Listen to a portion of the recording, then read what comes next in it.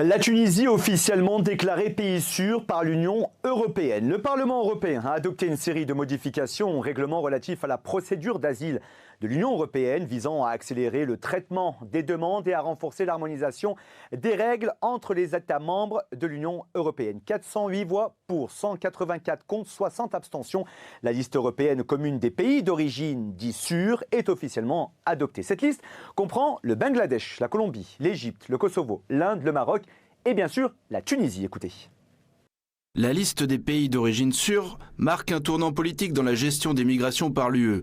Cette législation met fin à une période d'ambiguïté et définit une ligne de conduite claire, des règles communes, des procédures plus rapides et plus efficaces, la protection du droit d'asile pour ceux qui y ont droit et une approche ferme pour lutter contre les abus.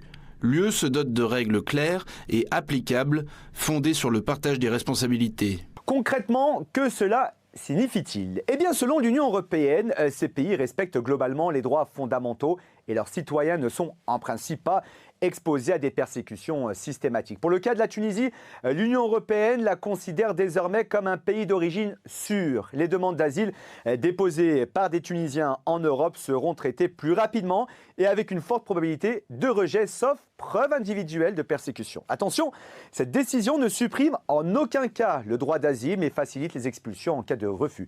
Même si les autorités européennes estiment que la Tunisie est globalement stable, chaque cas restera individuellement examinable. En d'autres termes, la Tunisie, comme d'autres pays listés, remplit les conditions de base pour être considérée comme pays d'origine sûr, à savoir pas de guerre ouverte, pas de violence généralisée et pas de taux élevé de personnes reconnues automatiquement comme ayant besoin de protection internationale dans les procédures d'asile européennes. À cela s'ajoutent des institutions opérationnelles, une démocratie fonctionnelle et une justice totalement indépendante, contrairement à d'autres pays du continent africain. Néanmoins, l'Union européenne précise que cette liste n'est pas immuable et qu'à tout moment, elle pourra y apporter des modifications.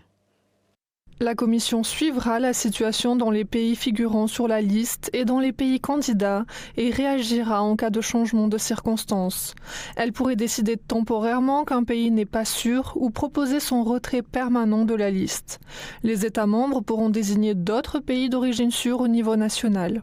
Alors que certaines organisations internationales évoquent une situation institutionnelle et une indépendance de la justice tunisienne qui fait débat, l'Union européenne considère qu'il n'existe pas de persécution généralisée de la population dans son ensemble, justifiant automatiquement l'asile et que la Tunisie mérite amplement sa place dans la liste des pays d'origine sûrs. Ces nouvelles mesures entreront pleinement en vigueur en juin 2026 après leur adoption finale par les institutions de l'Union européenne.